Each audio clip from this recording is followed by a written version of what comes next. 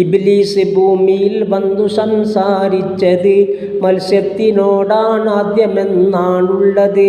അവനെന്ന മത്സ്യത്തോട് വന്ന് പറഞ്ഞത്, അറിഞ്ഞില്ലയോ നബി ആദമെ സൃഷ്ടിച്ചത് സ്വർഗത്തിലായിരുന്നല്ലോ വാസം പണ്ട്, അത് വിട്ട് ഭൂമിയിൽ വന്നിറങ്ങിയിട്ടുണ്ട്. താൻ വേട്ടയാടും നിന്നെയും മറ്റുള്ളതും അതുപോലെ തിന്നൊതുക്കുന്നതാ കരക്കുള്ളതും.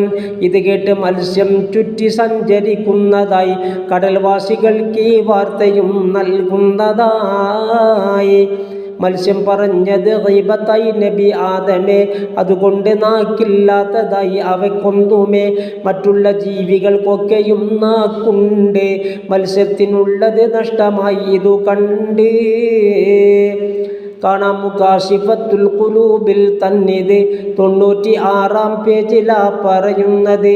ശ്വാസം വിടൽ വെള്ളത്തിലാ മീനൊക്കെയും മറ്റുള്ള ജീവികൾ കരയിലെന്നത് പോലെയും തസ്ബീഹ് ചെയ്യുന്നുണ്ട് റബ്ബിന് മത്സ്യവും വെള്ളത്തിനടിയിൽ നിന്നു മാത്രം നിത്യവും.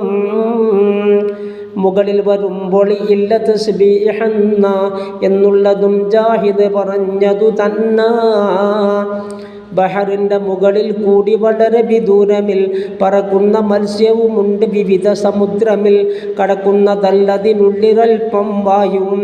അതുപോലെ തന്നെ വയ്ക്കില്ല യാതൊരു ശബ്ദവും. മത്സ്യം മരിക്കാത്തതിനെ നീ പൊരിക്കുന്നതും പാടില്ല, അതുപോലാണ് തൊലി ഉരിക്കുന്നതും.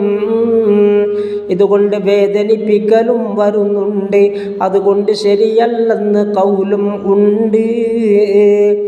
അറുക്കുന്നതും ശരിയല്ല മക്റൂഹെന്ന